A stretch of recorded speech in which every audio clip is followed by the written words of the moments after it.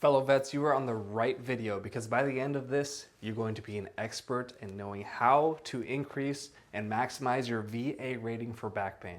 Now that's even if you are not currently service connected, even if you have zero medical evidence in your service treatment records.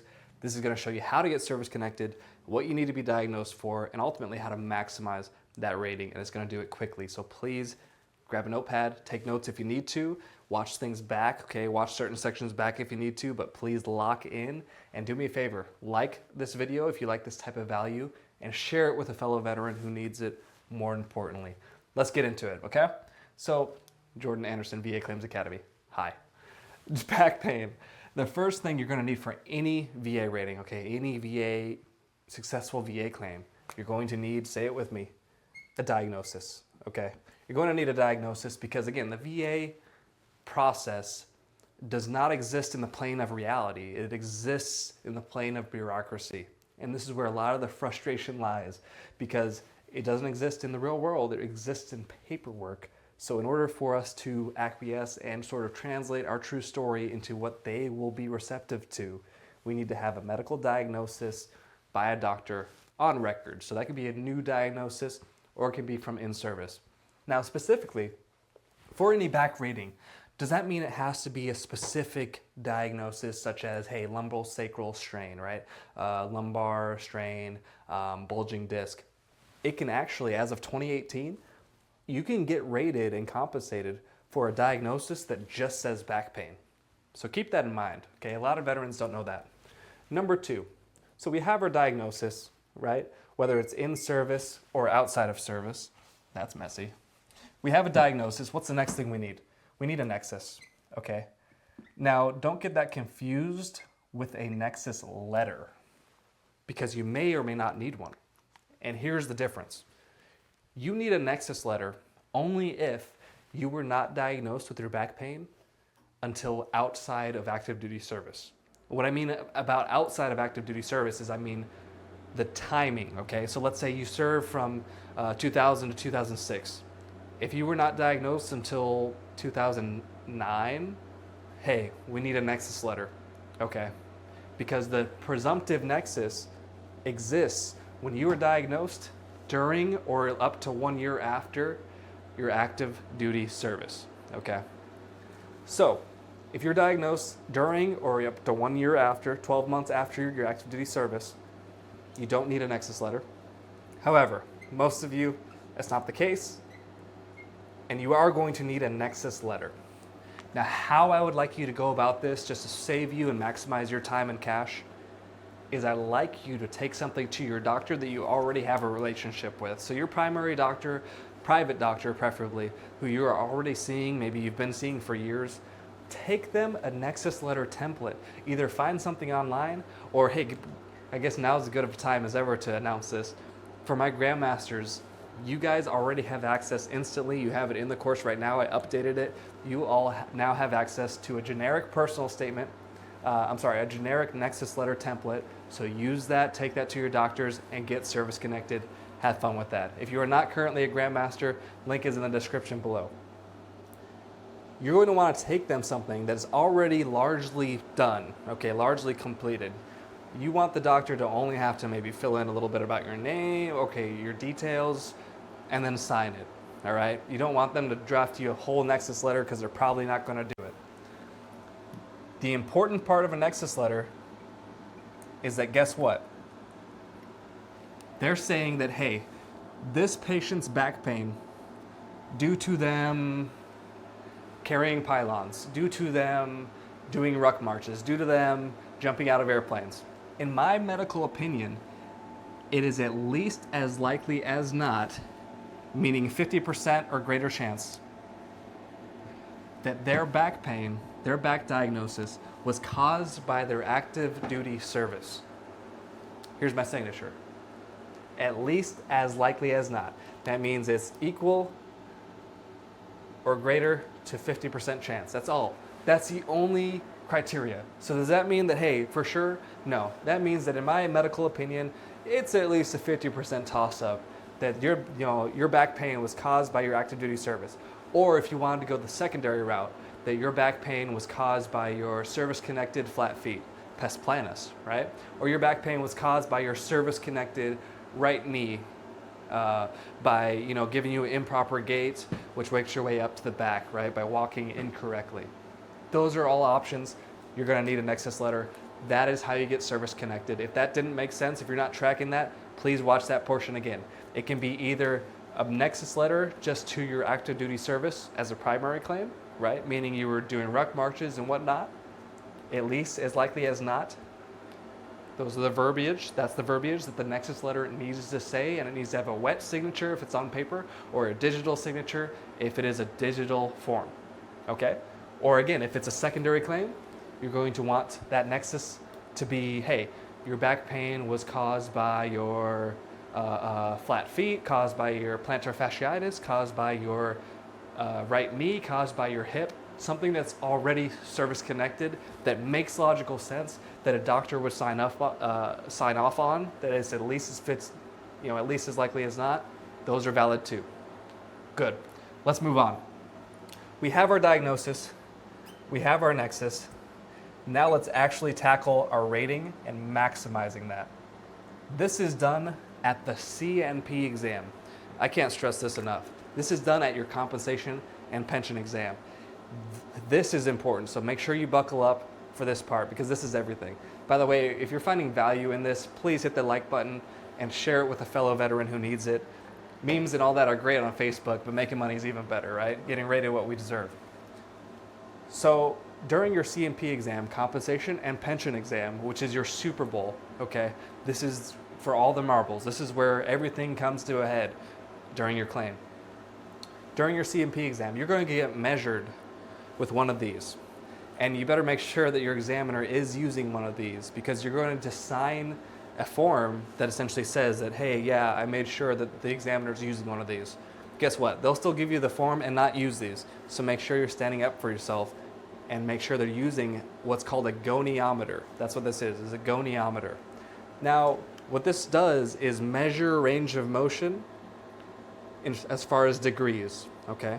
It measures the degrees from which you can bend. For back specifically, the only way you're rated for back is based on this test, bending forward towards your toes.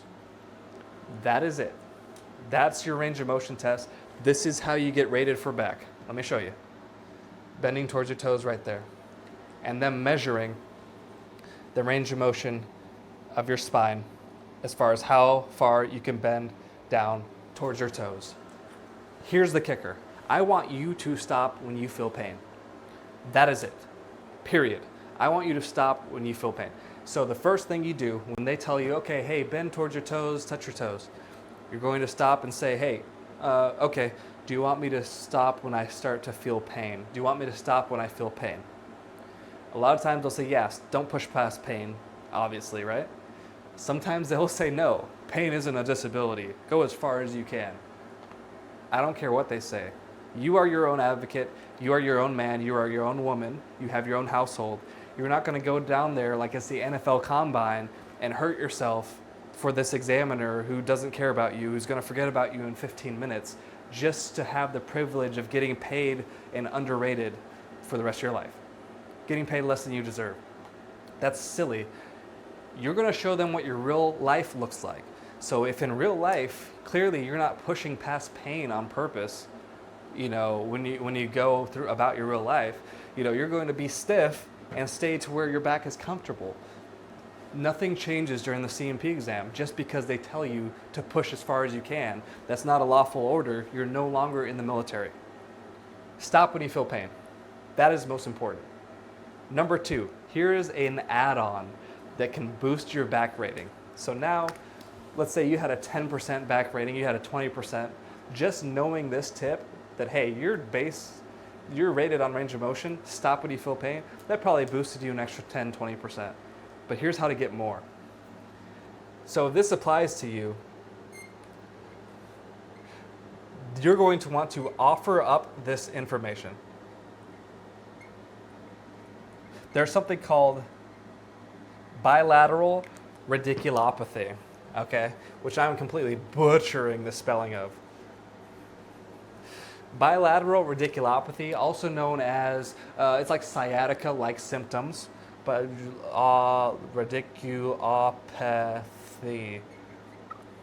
Okay, so bilateral radiculopathy is when you have numbing and tingling down both legs, okay? So numbness and tingling down both legs. Let me go ahead and zoom in there on my horrible handwriting. Bilateral radiculopathy, all right? Numbing and tingling down both legs. So what you're going to want to do during the C&P exam, you know, maybe right after this back bend, okay, they measure your back range of motion with the goniometer. You stand up and you're going to offer this information to the examiner.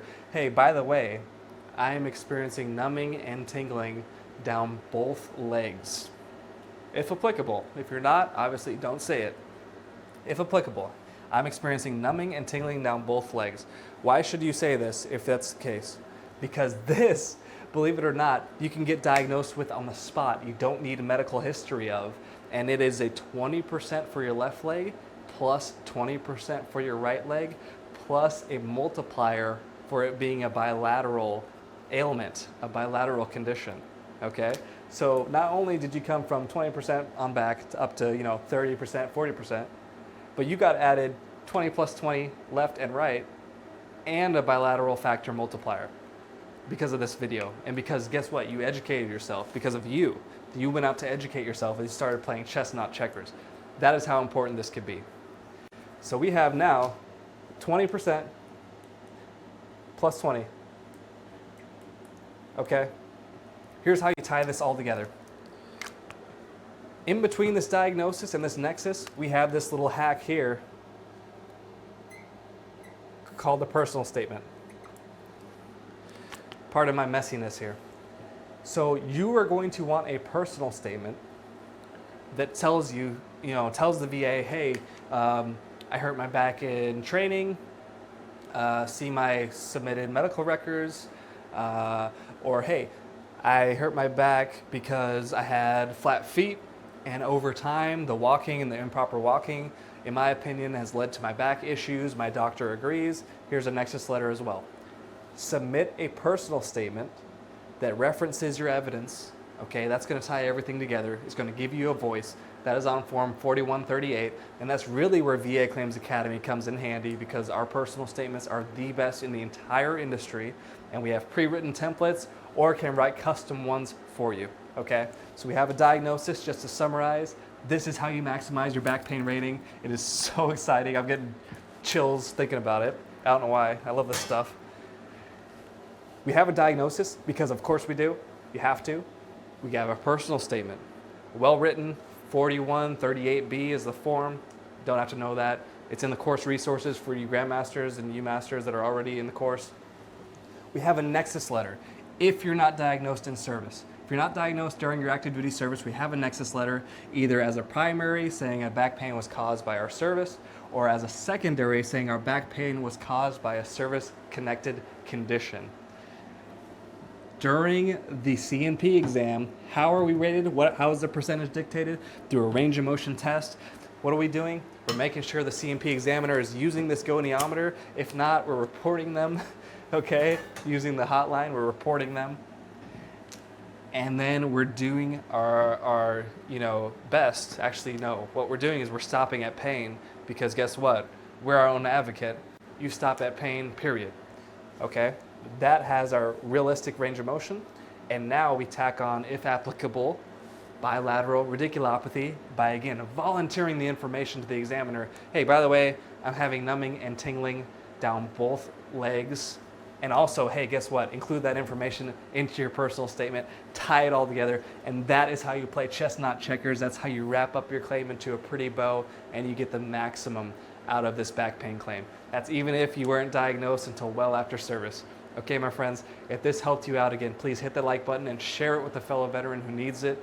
Other than that, God bless you, and cheers. I'll see you in the next one. Bye-bye.